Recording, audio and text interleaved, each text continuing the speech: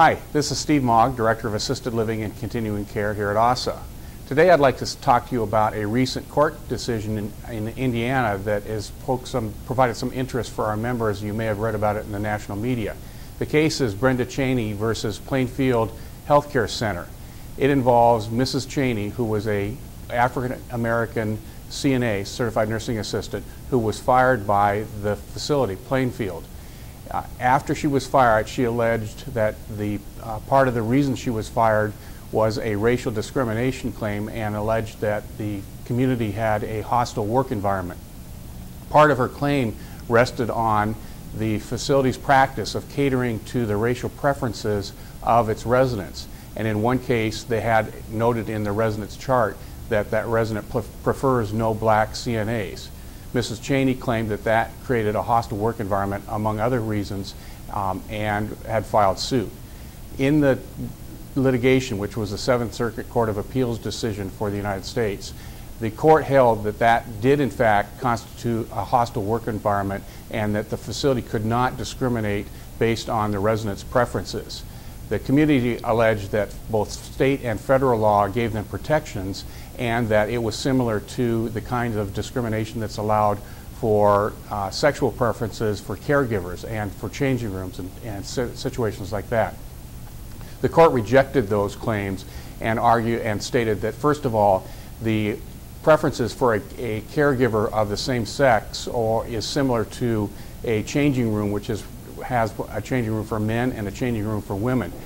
That is a bona fide occupational qualification and is something that's an exception to the discrimination claims. The same can't be said for a racial preference. We don't have in this country any longer changing rooms or areas designated solely based on race.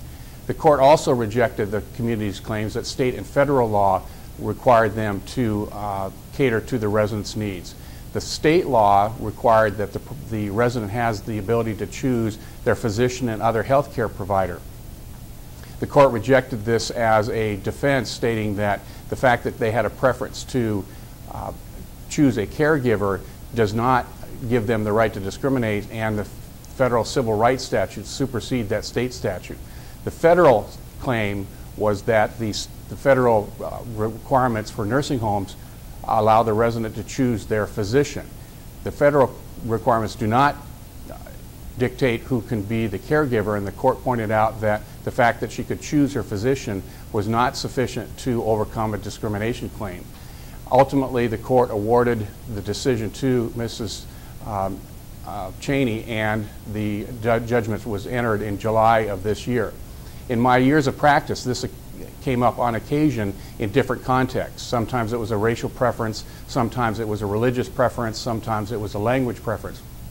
It's always important for providers to be careful when they're dealing in these kinds of situations, and keep in mind that the general rule is that the civil rights statutes will trump the individual state statutes, and that the community should be very careful when they do anything that would be alleged to be a discrimination for a protected class, such as race, such as religion, such as national origin.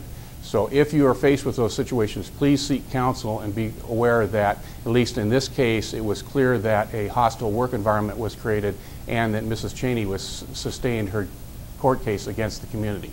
If you have any questions, as always, please feel free to give me a call or email me at the office here at AAHSA. Thank you.